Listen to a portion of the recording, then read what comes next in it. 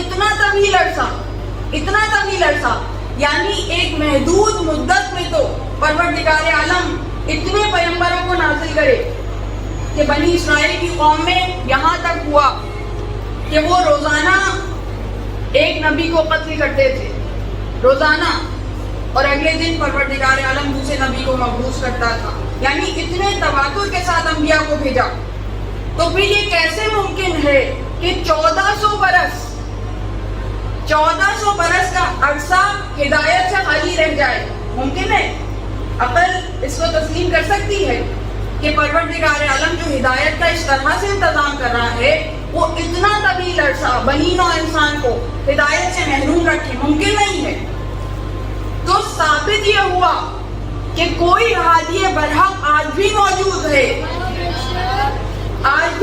ہے، پردہ غیب میں ہے، اور یہ پردہ دراصل ہمارے اعمال کی وجہ سے ہے۔ جس دن ہم تیار ہو جائیں گے وہاں سے اذن ظہور عطا ہو جائے گا، تو یہ ہمارے اعمال ہیں جس کی وجہ سے وہ پردہ غیب میں اور انتظار کر رہے ہیں کہ ہم تیار ہو جائیں۔ تو ہم ہی وہ مخاطب ہیں، ہم ہی سے خطاب ہے قرآن میں، مومنین متقین۔ تو دوسروں کے بارے میں سوچ کے پریشان نہ ہوا کریں، دوسروں کی باتوں سے پریشان نہ ہوا کریں، اس لیے کہ دیکھیں ہر طرف شور ہے، ہر طرف ایسی باتیں ہیں، تو فوراً ذہن میں خیال آتا ہے کہ اتنی بڑی دنیا، اتنا جم خفی، یہ تو مانتے ہی نہیں۔ قرآن آپ کو سکھلا رہا ہے، وہ نہیں مانتے تو آپ پریشان نہ ہوں، وہ نہیں مانیں گے، یہاں تک کہ جہنم کے ایندھن بن جائیں گے، تو ان کو قرآن بھی نہیں گردانتا، وہ قرآن کی آڈینس نہیں ہے،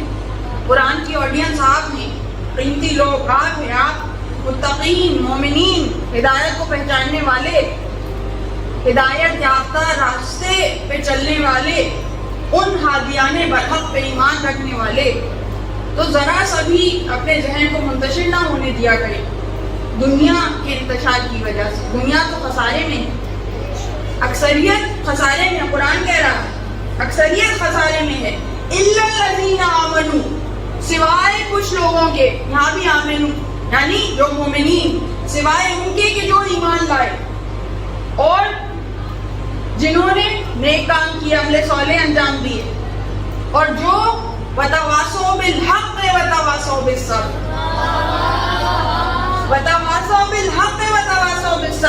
جو آپس میں حق بات کی وصیت کرتے ہیں اور صبر کی تاکید کرتے ہیں۔ اب پورے عالم بشریت میں آپ دیکھیے کون سا گروہ ایسا ہے کہ جس کی تاریخ میں جن کے ہادیان برحق میں، سب کے ہادی ہیں نا، سب نے اپنے اپنے بنائے ہوئے ہیں امام، کن کے اماموں نے اس سیرت میں عمل کر کے دکھایا کہ حق کی تلقین کی، وہ سب